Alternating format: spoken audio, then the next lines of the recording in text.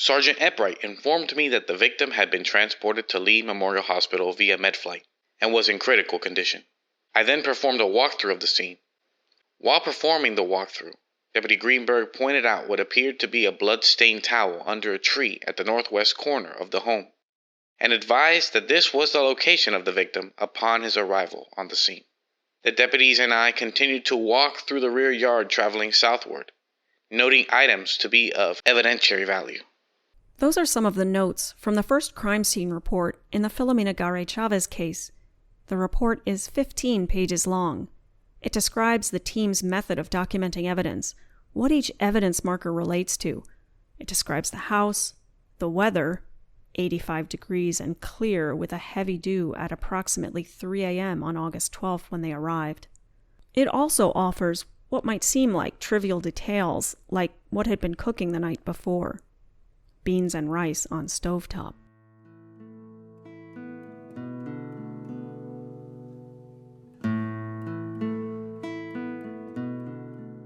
My name is Alicia Craig.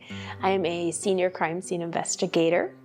I have a Bachelor of Science in Criminal Justice with a concentration in forensics. And you must like it because you've been... Yes, very much so. Yeah. And now about 21 years if you include my internship time.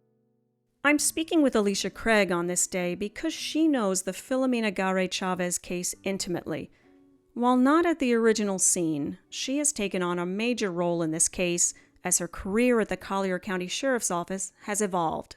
Okay, let's go back a little bit. What do you know about, say, the night of the 11th of August into the 12th? I do know that CCSO received a telephone call from the victim's brother-in-law, believing he heard gunshots, and that she was missing. The deputies were called out again because now she was found lying outside near the house, but she had not been there previously. Because at this point, she is the victim of an aggravated battery. She's removed from the scene to go have emergency surgery or medical care. Correct, yes. You know, obviously, crime scene is called out at that point, or has that already happened? When does a team like yours get involved in a case like this? Yes, so especially in a serious incident such as this, we would be called, the deputies, of course, initially would be the first ones to respond, and they made the determination, the sergeant or even the deputy saying, hey, this is what it looks like we have. We need to call the detectives, we need to call crime scene in. And so it's relatively a short period of time, especially for her. Once they found her, they said, we're going to need crime scene. You're listening to the Collier County Sheriff's Office Investigates Ambushed After Dark, Episode 3, A Challenging Scene. The length of time is against us, but we've seen cold cases get solved 30 years later. Her car was out there, her purse was there, but she was missing. The first question I'd ask is, oh my God, what happened? At the time, I didn't know it was going to lead to a death investigation. You can't be in two places at once. Obviously, flags are going up with these statements. What are we missing? I believe that there's definitely an opportunity for this to be solved. Somebody has to come forward that knows something.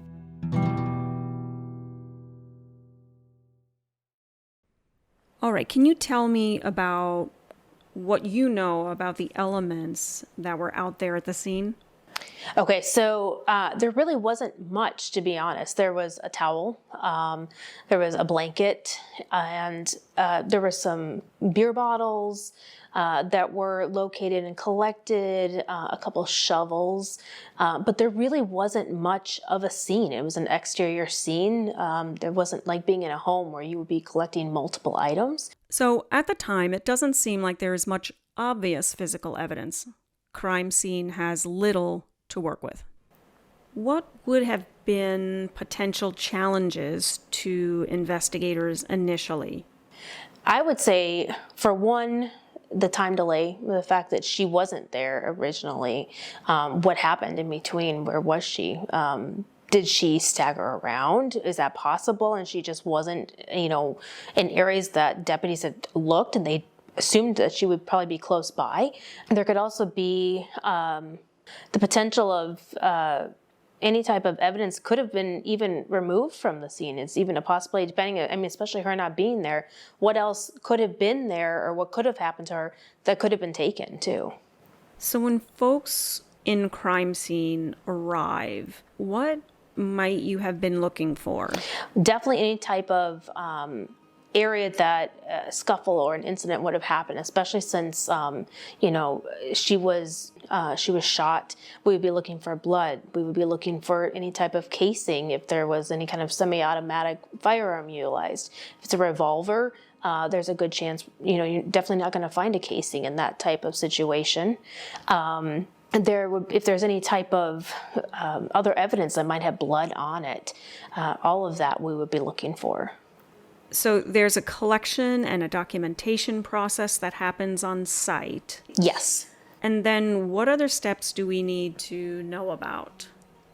So at that early stage. At the early stage, photographs. Photographs are just such a main important component of what crime scene does. That's one of our basic components of crime scene. It's really documentation through photography. So photographs, collection of evidence, testing if there's any type of blood out there, testing to determine if it is blood or not. We can't tell you at that time if it's human or animal, but there are tests that can do that. And just really rather the collection of it. And then making sure that it's preserved properly to get back to our lab itself. So just to ask about the photographs so that I'm educating myself, the photographs can probably serve a few purposes, but presumably now photographs are very valuable in the sense that you can, I don't want to say recreate, but draw perspective and comparison. Reconstruction. Size and Yes, so it is. And definitely, using digital photography now is so much advanced compared to when crime scene first started. They were using 35 millimeters, so you'd have to develop the prints or develop the film. But digital photography now is just incredible. How many, an SD card, how many photos you can actually hold on it. And so it really paints the picture for, not only us as crime scene, for detectives, for even further down when it goes to court, for the people, to be able to see it, recreates it for them. Right. Okay, so what else happens in this case that you can share with us? Well, once we clear the scene, there's going to be subsequent days of processing of evidence, processing of vehicles, processing of persons of interest, getting standards from anybody that may have had a connection to her, relative, not relative, and much of the evidence for that, every kind of standard for any type of either family member or persons of interest has been utilized, been sent to the lab for testing as well. So things like fingerprints, blood samples? Absolutely. Okay. Yes. Hair standards, vacuum sweepings, we're still continuing to process evidence, actually, to this day. The science that we had back then, like the DNA that we had back then, is so far advanced now in 2024 than 2009. And so we've actually had evidence that was processed then it's actually at the lab right now being processed again because the science has advanced so much. And so should that lead us to any hopefulness? Absolutely. I believe that there's definitely an opportunity for this to be solved. So let's go back and revisit a few things. We know that there's a few things on her, and then there's potential suspects. Yes. How would you maybe either typically or specifically to this case be involved in evidence collection involving suspects? So for suspects, yes. We always, as long as the search warrant has been obtained, we will obtain their buccal swabs, which are inner cheek cell swabs. Those would actually go off to the lab and be compared to any type of evidence that we have or has been examined prior. There's also going to be hair samples collected, eyebrows, eyelashes, arm hair, all of that has been collected as well. Again, going back to obstacles presented by this case, what What do you see as the most challenging part? Part of it truly is that we know she wasn't in a lot of clothing. There was a towel, a bra, and a pair of underwear. And that's very little evidence for us to be able to gather evidence from, really. She was outside. That's part of it, too. You don't have... If you're inside of a home and you're shot, there's possibility of trajectory. There's possibility of blood spatter analysis, whereas we didn't really have that in the situation. And on the flip side of that, though, we have the advantage, as you said, of the advances in technology. What would you be looking for that might help answer some questions now? I would say the towel is going to be our biggest asset, in DNA, really, of any type of DNA off of that. And there's no... Let's go back. There's nothing in the house. Not that I'm aware of. No, I mean, her phone was left behind. So to me, it says she felt comfortable going out in what she did, whoever she talked to on the phone. I mean, you wouldn't just randomly walk out of your house with your bra and underwear on and a towel on unless you knew exactly who you thought you were meeting. Now, this is going to sound silly. Are we talking about a bath towel? I mean, are we talking about a towel that someone would, be wearing? Maybe she was wearing it around her waist or around her chest, something like that? Yeah. Okay. And so, but that, again, it says to me, you think you're going out to meet who you're talking to because you feel comfortable going out like that. I mean, I personally wouldn't go out in my neighborhood like that, but yes, I mean, that says to you, or says to me that, she knew who she was going to meet, or she thought she knew who she was going to meet.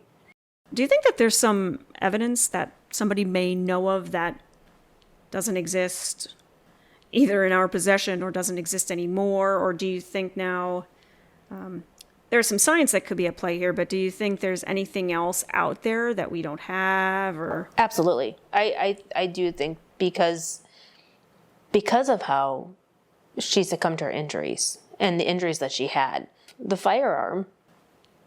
But you have hope. Tell me why you have hope. I have hope just because of the advances in the DNA.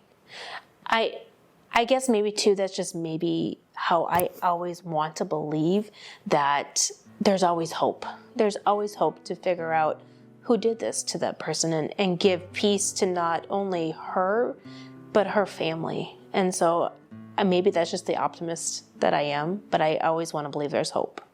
Because how can you not want to solve this for her daughter, her son, her family? I mean, she's a human being. She was loved. How can you not want to keep going forward and find out who did this to her and bring them to justice?